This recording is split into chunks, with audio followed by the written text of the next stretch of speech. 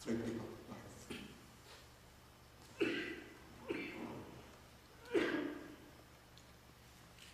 Are we ready to start? Yes. Okay. Okay, so we'll start first with the homage to the Buddha. Namo tassa bhagavato arahato samma sambuddhassa. Namo tassa bhagavato arahato samma sambuddhassa. Namo tassa bhagavato arahato samma sambuddhassa. Good morning, everybody. Happy New Year to you. I have to apologize for actually holding the class this morning. At 6:15, Kaidi called me and then she asked whether I would hold the class this morning. And then I looked on the computer on it's called weather.com for, you enter the zip code and it tells you what the weather forecast is for the area. And it said just light snow showers, 70% of light snow showers. And so I thought the weather would be today like it was yesterday, just a little dust, snow dust. But then when I stepped out at about 9 o'clock this morning, I saw it was snowing fairly heavily. So normally with weather like this, I would have canceled the class. But the weather is not always predictable. Anyway, I thank you for coming. Some of you maybe have driven a fair distance to get here. Okay, so today we will be taking Sutta number 8 in the Majjhima Nikaya. This is called the Discourse on Effacement, and this begins on page 123. First, the word that is used for the title of the sutta, the word that's translated as effacement. It's not a very common word in English, but the word in Pali is Sallekha.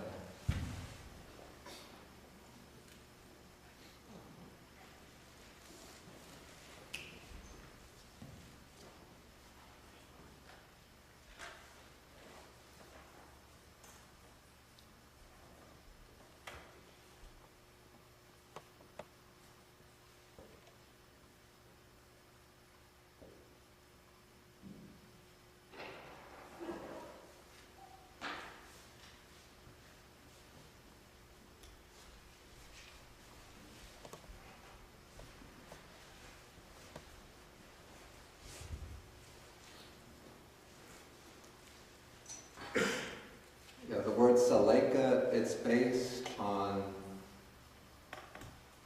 a verbal form. The verb root is leak, given the verb likati, which means to scratch. And then the prefix san sort of strengthens that meaning. And so the idea of Sallekha seems to be originally something like scratching off, removing something by scratching it away. So it takes on the sense of eliminating or erasing. And it seems to have been a term that was used maybe in the time of the Buddha, not only by the Buddha himself, but in the various ascetic communities that were flourishing during that period, to mean the process of eliminating defilements, mental defilements, often by undertaking ascetic practices. For example, by fasting for long periods, by wearing rough clothes, in some cases by going naked all the time, or by bathing in cold lakes during the cold season, or exposing oneself to the sun during the hot season.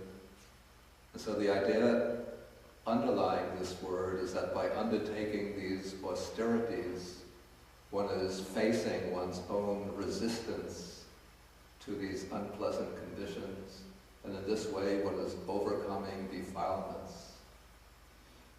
But the Buddha took this term and then gave it a new meaning, which accorded with his own teaching, which is the elimination of defilements not by undergoing these ascetic practices, which many of them the Buddha found to be actually useless for the purpose of mental purification, but rather eliminating the defilements by training the mind in certain ways.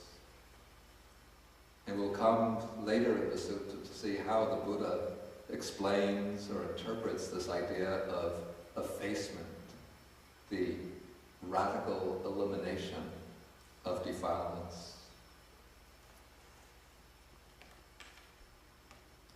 Okay, so the sutta begins one time when the Buddha was living in Savatthi. This is the Jeta's grove, Anathapindika's monastery at Savatthi. And so one day, one of the Buddha's disciples, whose name was the Venerable Mahachunda, he was one of the great Arahant disciples of the Buddha. He came to the Buddha and he asked a question. And it seems since Mahachunda was already an Arahant, one who was completely liberated in mind, he wasn't asking this question so much for his own sake, but rather for the sake of his own disciples. It's probable that he had some of his disciples come along with him to the Buddha, and he wanted to get the Buddha's own advice on this particular question for the sake of his disciples. So he speaks first about various views that arise in the world that are associated either with doctrines of a self or with doctrines about the world. The expression used here in the Pali is attavada and lokavada, doctrines about the self, doctrines about the world.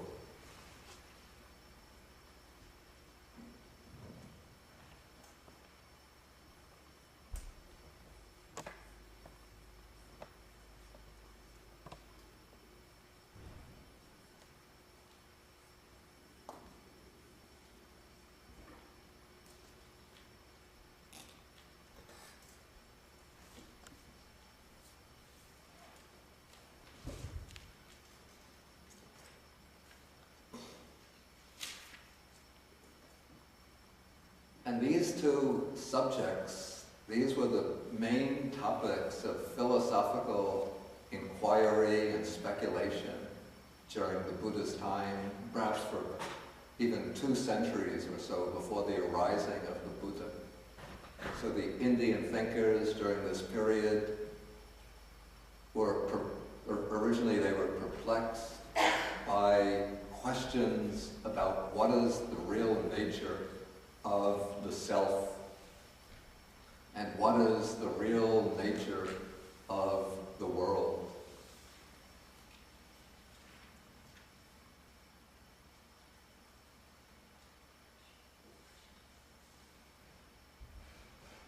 Did you get a copy? Yes. The woman in the far back in the corner didn't get a copy. Okay, so they were troubled by these questions. What is the real nature of the self? What is the real nature of the world? And then as they launched into their investigations of this question, at least the leading thinkers during this period came to the conclusion that within the person, at the center of the human being or any living being, there is some permanent nucleus of individual identity, which is called the Atman, the self. And then they also examined the nature of the world. And then they came to the conclusion that underlying the world that appears to us, there is a permanent, stable, unchanging reality, which they called Brahman. And so then the question became, what is the relationship between the real self and the true reality of the world, the Atman and Brahman?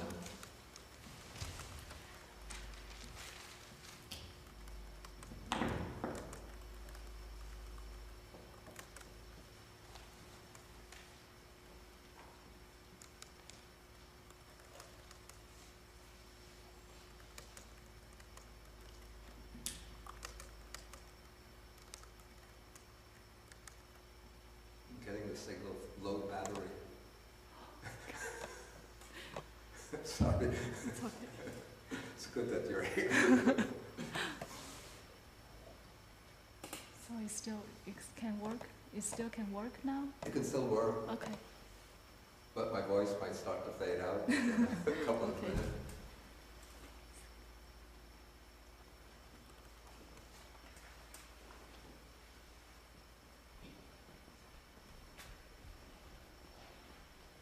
Okay, so some came to the conclusion that the Atman and the Brahman were essentially the same.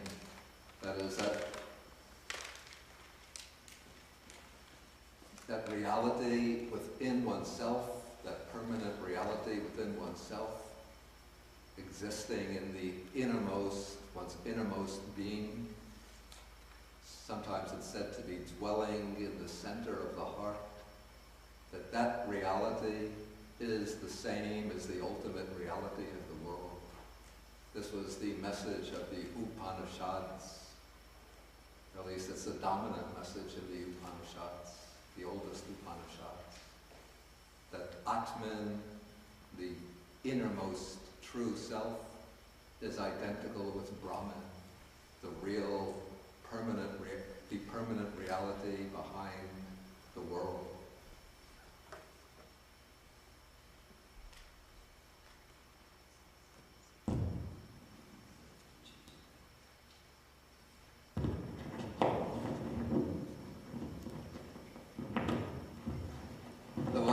Other thinkers came to still other conclusions. Some held that the Atman and the Brahman, or the self and the world, were different, but each was a permanent reality in its own right.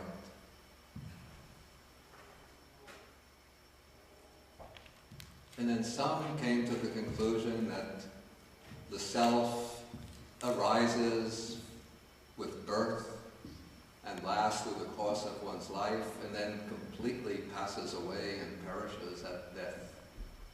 And so there was a wide variety of views about the self and the world that were thriving during the Buddha's time.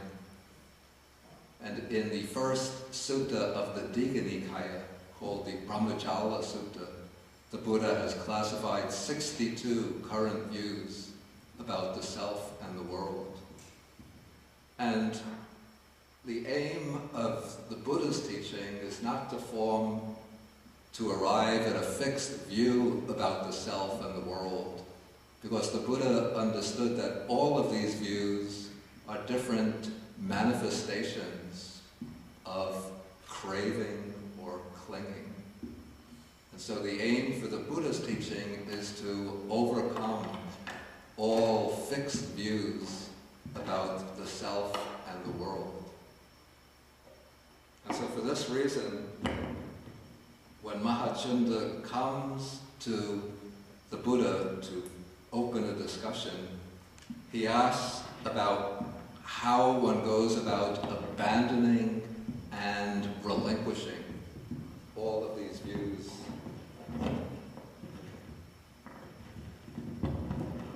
How one goes about abandoning and relinquishing all of these views that concern the self or the world. And so he phrases the question, I have to say it's a little bit obscure in the Pali, even to myself. So he says, now does the abandoning and relinquishing of those views come about in a bhikkhu, a monk, who is attending only to the beginning?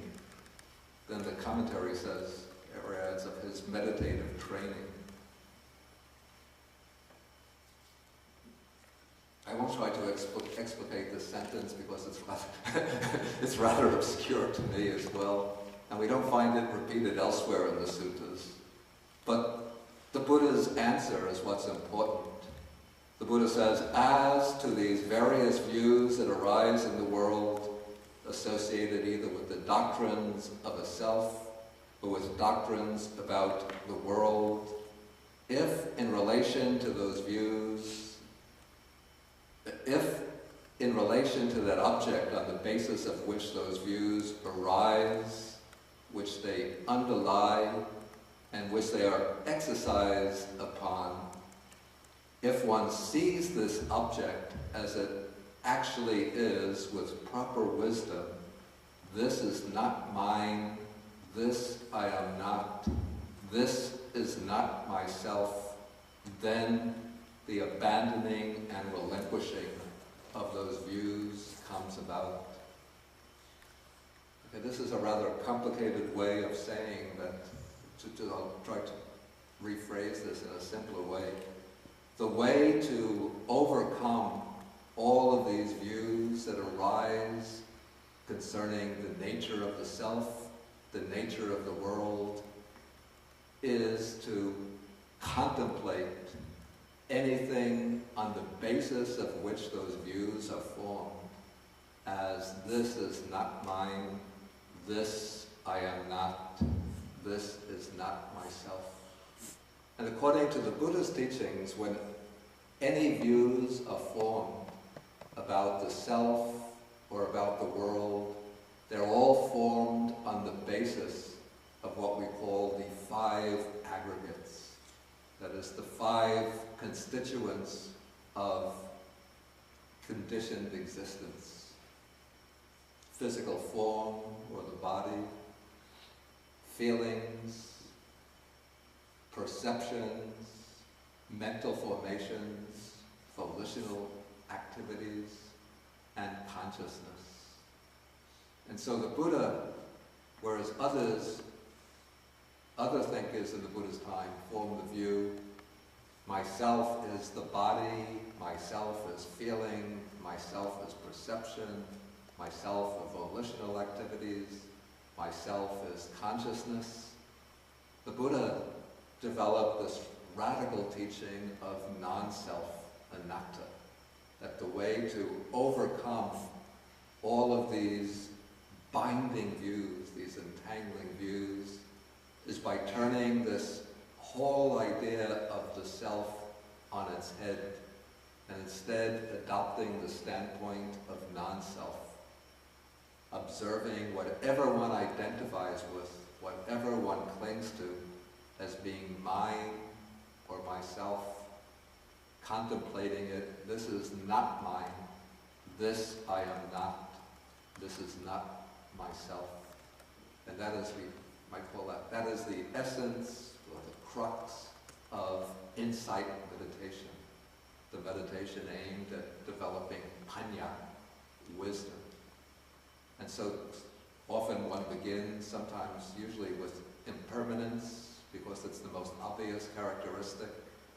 From there one comes to dukkha, whatever is impermanent is unsatisfactory, connected with suffering, defective. And then based on impermanence and dukkha, one comes to non-self. Whatever is impermanent, connected with suffering, is not myself. So that is the gradual, step-by-step way of developing insight. But for those with very sharp faculties, the book, don't jump to the conclusion. Let's not jump to the conclusion we belong in that category. But for those few rare ones with very sharp faculties, the Buddha can just begin directly by saying, contemplate that as not mine, not I, not myself. And then that brings the breaking of identification, ending of identification, through uprooting all of these views about the nature of the self, the nature of the world.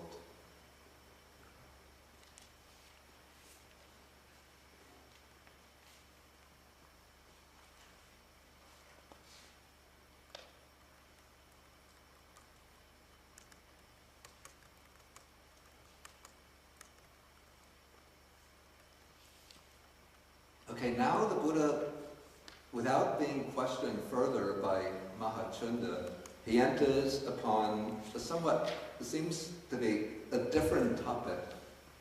It seems as though he's going beyond the original question by taking up the idea of what is called effacement. This is Sallekha, the word that gives the title to the sutta.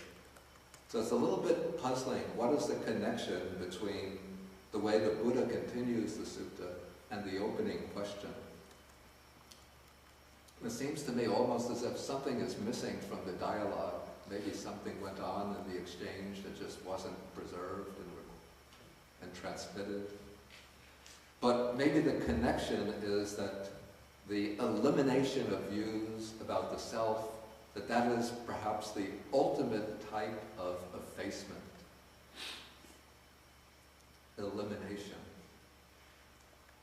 But what seems to have been the case, at least according to the commentary, is that some of Chunda's disciples, his pupils, were able to attain the higher meditative states of samadhi.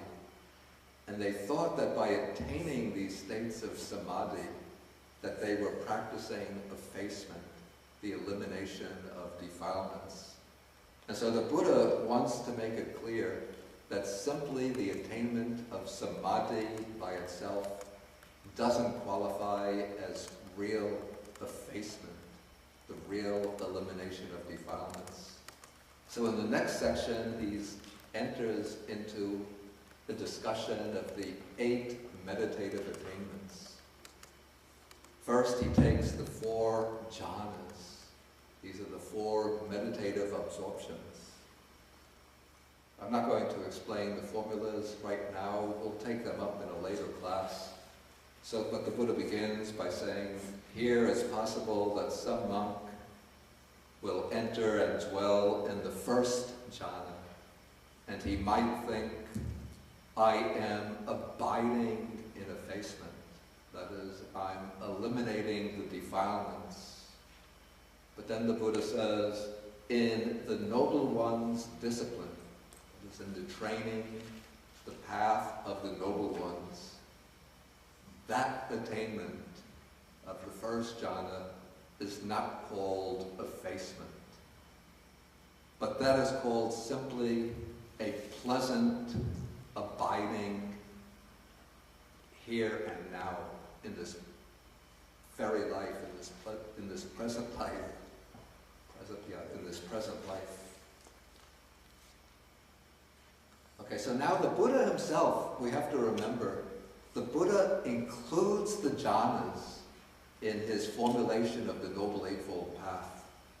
So when we look at the definition of right concentration, sama samadhi, it's given as the 4 jhanas. And so the Buddha includes the jhanas in the path.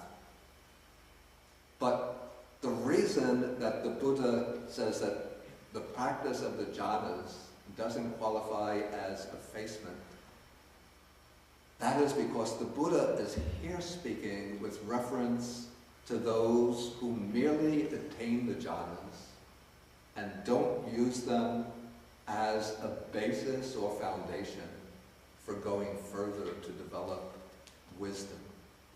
But they simply attain the jhana and then they experience the bliss and peace of the jhana, and they think that is sufficient. Now I'm doing the work of eliminating defilements. But the Buddha says the jhana in itself, it's not enough. It's just a very blissful, happy, pleasant state of mind. But don't get stuck there, but go further to develop your insight, your wisdom. Okay, then the text goes through the 4 jhanas, each one in the same way. 2nd jhana, 3rd jhana, 4th jhana. Each one, the Buddha says, is simply, in the Noble One's discipline, it's simply called a pleasant abiding here and now. Then, paragraph 8, he begins with the 4 stages of samadhi that lie beyond the 4 jhanas. These are the 4 formless meditations, or immaterial, non-material meditations. Okay, so the Buddha begins with the lowest, is called the sphere or base of infinite space. And so he speaks about a monk who enters the base of infinite space and thinks, I am dwelling in effacement. But the Buddha says that is, in the Noble One's discipline, that is not called effacement, but that is called a peaceful abiding.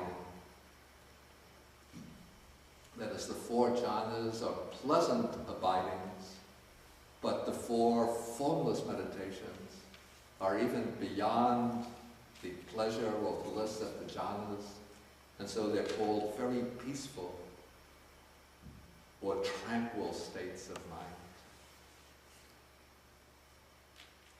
And so the Buddha goes through the base of infinite space, base of infinite consciousness, base of nothingness, base of neither perception nor non-perception. In each case, he says, even though the monk might think, I'm dwelling in effacement, but actually, from the standpoint of the Noble One, the one who's achieved true realization, that state in itself is not effacement, but it is simply a peaceful or calm abiding.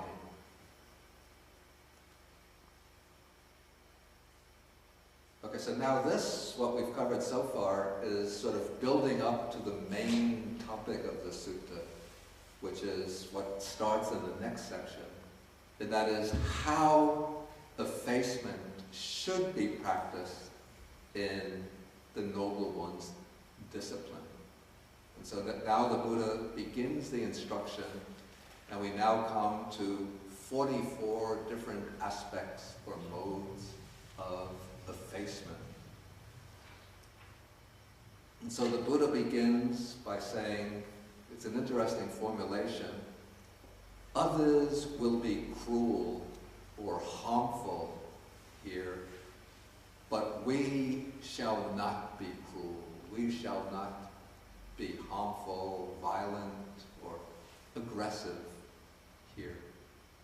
Effacement should be practiced thus. And so there are 2 things interesting about this first passage. The first point is that the Buddha begins with what is called avihingsa, which means harmlessness. Even the translation is non-cruelty. It's not exactly accurate. But vihingsa means harming others, inflicting violence or destruction on others. And so the Buddha begins with harmlessness, not harming others, as the foundation for the whole practice of his teaching.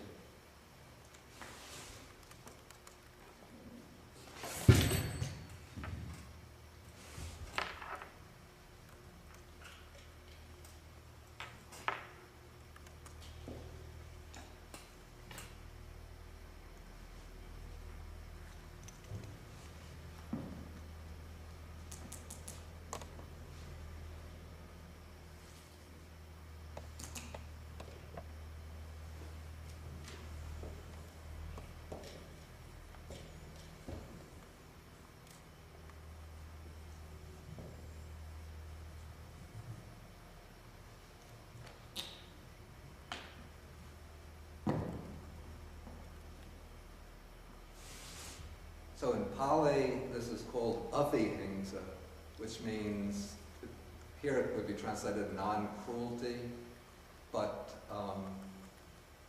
it might be better to translate it as harmlessness, not harming others.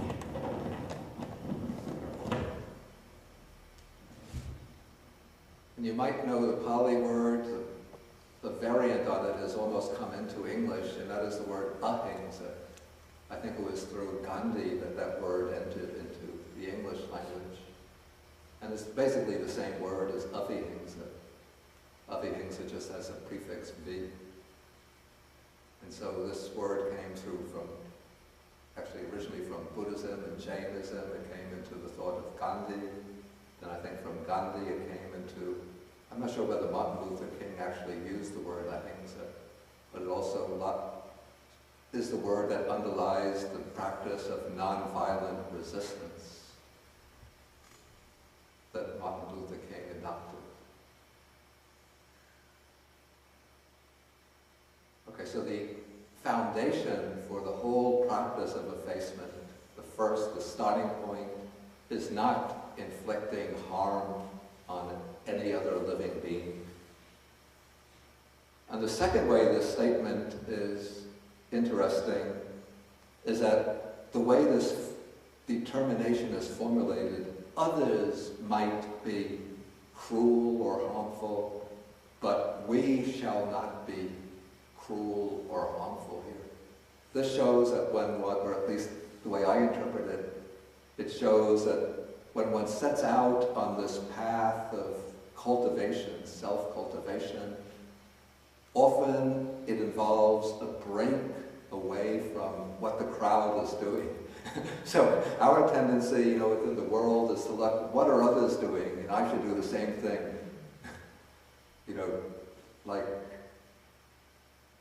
in the world of fashion, people are always asking, what are they wearing nowadays? Like I remember when I was a young boy, I used to go shopping with my mother.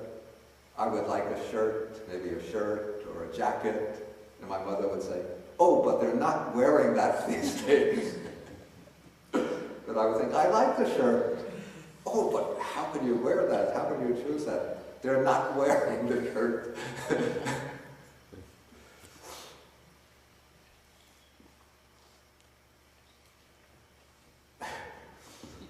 And so it eventually reached the point where in my 20s I said, I want to wear a robe like this. And my mother said, but they're not wearing robes like that these days. It's 2,500-year-old style. But Mom, I like it.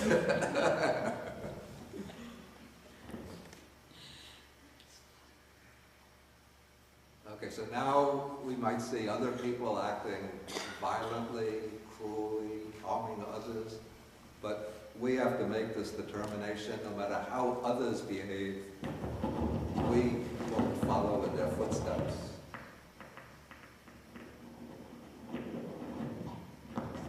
We have our own path to follow. Okay, so from the starting point of non-harming, non-cruelty, the Buddha next goes into various other factors that constitute effacement. And many of these factors fall into fixed groups that occur elsewhere in his teaching. So we next come to 10 factors which constitute what are called the 10 courses of wholesome karma, 10 ways of wholesome action. First, 3 of body, that is abstaining from killing living beings, abstaining from stealing, abstaining from, in the case of, he's speaking to monks, so he says, observing celibacy. In the case of lay people, it's abstaining from sexual misconduct. Then come 4 of speech, to abstain from false speech, from malicious or divisive speech, abstaining from harsh speech, and abstaining from gossip or idle chatter. And then come 3 of mind, abstaining from not giving rise to covetousness. That means a possessive mind, a mind which wants to get possession of the belonging, which wants to take possession of the belongings of others. having a mind without ill will, that's a mind of loving kindness towards others, and having right view, especially as the foundation, the right view of the principle of karma and its result, its fruit. Okay, now, right view it's the 10th of the 10 courses of wholesome karma, but it's also the first factor of the Noble Eightfold Path. And so now we come to the next 7 factors, are the 7 factors of the Noble Eightfold Path. And right view actually belongs to both groups, so it's not repeated. So we could actually start again from number 11 with holding right view. Then we come to 12, having right intention or right purpose, right motivation. Then right speech, right action, right livelihood.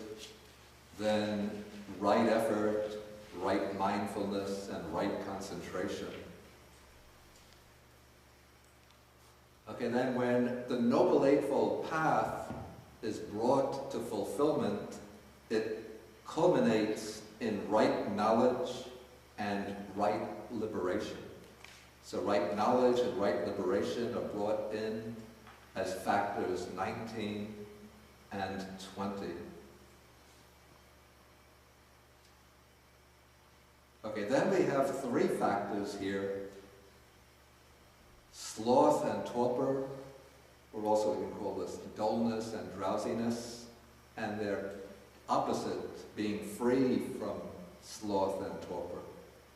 Then we have restlessness and being free from restlessness, and then having doubt and being free from doubt.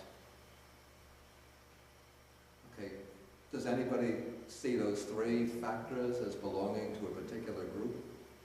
Hindrances? The hindrances? Right. Those are 3 of the 5 hindrances.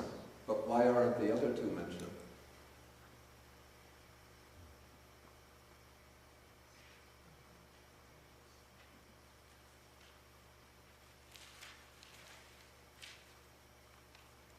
Any ideas?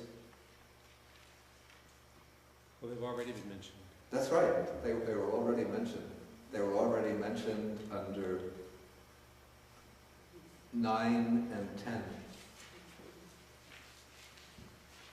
So that actually often the first hindrance is mentioned as sensual desire in the suttas, but sometimes when it's expressed, that's expressed as covetousness. And so being free from covetousness includes being free from sensual desire. And then number 10 here is being without ill will. That means being free from the hindrance of ill will. So those 2 factors should be connected with numbers 21, 22, and 23. And so we have overcoming the 5 hindrances. Then we have a number of factors that you will recognize from the previous class. These are some of the 16 mental defilements mentioned in Sutta number 7, the simile of the cloth. So we have here not being angry. Actually, anger is in some way similar to ill will, except maybe it has a different way of manifestation. Whereas ill will is like a persisting dislike for others and a wish for others to undergo harm. Anger is something which flares up. It could be directed at people or directed at conditions, circumstances. And it's a kind of boiling in the mind, which then can subside. Okay, others will be resentful, we shall not be resentful here. This is like a persisting ill will against somebody turns into resentment or hostility. Then comes contempt, looking down on others, being insolent, being envious, being avaricious, being fraudulent, being deceitful, being obstinate, arrogant. Okay, those were all included amongst the 16 defilements of the mind. And so the task in training is to overcome these defilements of the mind. And that is what the Buddha calls a way of practicing effacement. Then he comes to a few other factors which are brought in. They're almost miscellaneous. He says, others will be difficult to admonish, difficult to correct, but we shall be easy to admonish. That is, when somebody points out one's faults, instead of reacting angrily to them and becoming insistent on adhering to one's faults and criticizing the other person in turn, one is willing to accept the advice of others and to change one's bad ways. So that's being easy to speak to, easy to correct, easy to admonish. Then, what's very important is the choice of one's friends. So the Buddha, in many suttas, insists on the need to avoid bad friends. That is, friends who will lead you astray, lead you into unwholesome ways of conduct, and to associate with good people, with people who embody good qualities, who can serve as a good example, can give good advice, people who are worthy of emulation. So you should avoid bad friends and associate with good friends. Others might be negligent or sloppy, careless or reckless in their behavior, but we shall be diligent or vigilant or heedful. Others will be, actually faithless has a special meaning in English, which is not quite the same here. Maybe others will be with, it's funny the way words take on a particular nuance in a language. Faithless means in a marriage relationship, when one partner doesn't remain faithful to the other, that's being faithless.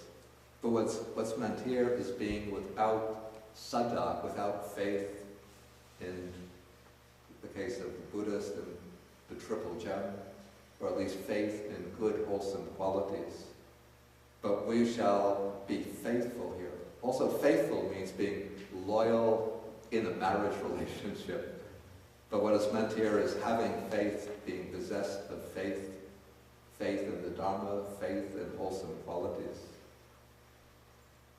Others will be shameless, but we shall, again, this is not quite right, be shameful here. It means we shall have a kind of sense of self-respect so that we don't practice unworthy deeds, sort of throw to the winds our sense of self-respect, our sense of inner dignity, and just behave in unworthy ways. Others will have no fear of wrongdoing here. That is, they're not afraid of the consequences of doing wrong. But we shall have this fear of wrongdoing, fear of the consequences of doing wrong. These two qualities, shame, or what I call the sense of self-respect, and fear of wrongdoing, these together the Buddha calls the guardians of the world, or the protectors of the world, because they're the two qualities that motivate us to engage, to avoid what is unwholesome, and to engage in wholesome activities. But the two work in somewhat different ways. We could say that they're complementary ways. The sense of shame, or the sense of self-respect, holds us back from doing what is wrong, what is unwholesome, because we have the sense of our own inner dignity, our own potential nobility. And so we recognize this potential for purity, for wisdom within ourselves, and we don't want that potential to be sullied or defiled by behaving in improper ways. And so, through adherence to that sense of self-respect, we want to uphold our inner dignity. And for that reason, we draw back when we're tempted to do what is unwholesome, what is blameworthy. The other quality, the complementary quality, is fear of wrongdoing. Or we might also translate this moral dread. I'll put these Pali words on the board.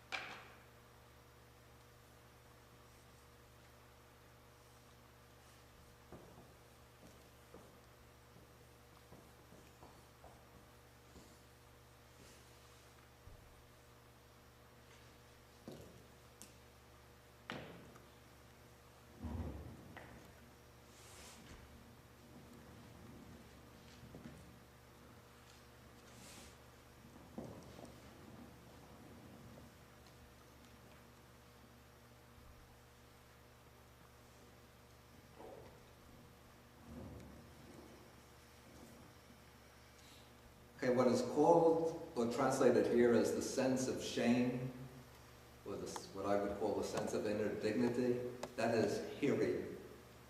And then the word ottappa is what is translated as fear of wrongdoing. So ottappa means that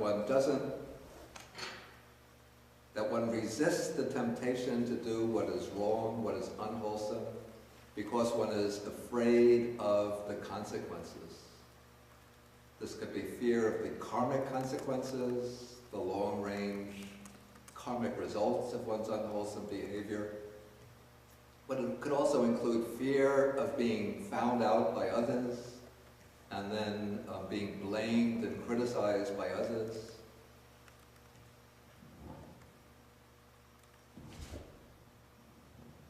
Like, for example, recently, Tiger Woods, even if he didn't have the sense of hiri, sense of shame or his inner dignity, but he didn't have the ottappa, the fear that his whole career potentially can be ruined once he's found out, and then he'll be ridiculed, blamed, criticized, everybody reading about this on the news, about his misbehavior.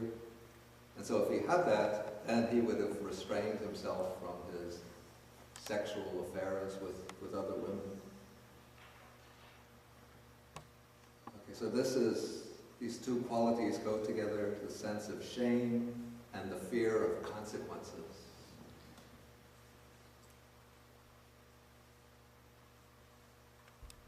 Okay, then come some other factors that are brought in. Being of little learning, and then one should strive to be of great learning. That should apply especially to you who've registered for this class.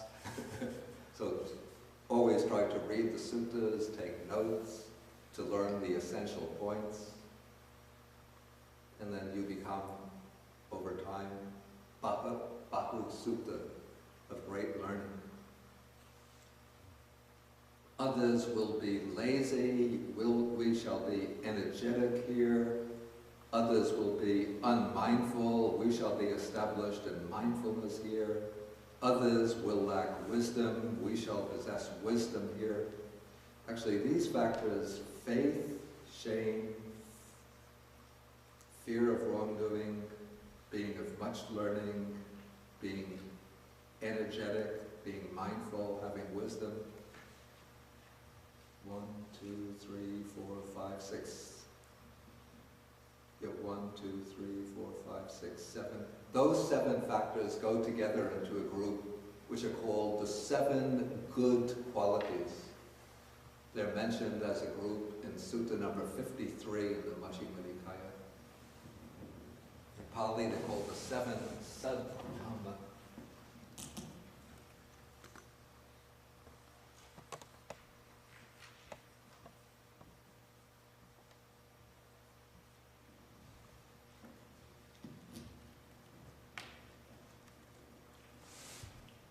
Here the prefix sad means good, and then Dhamma here has the sense of qualities.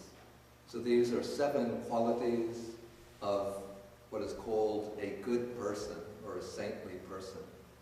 Having faith, a sense of shame or self-respect, fear of consequences, having learning, being energetic, mindful, and possessing wisdom. Then the 44th and last, it's really important, and we have to be thankful that the Buddha points this out to us.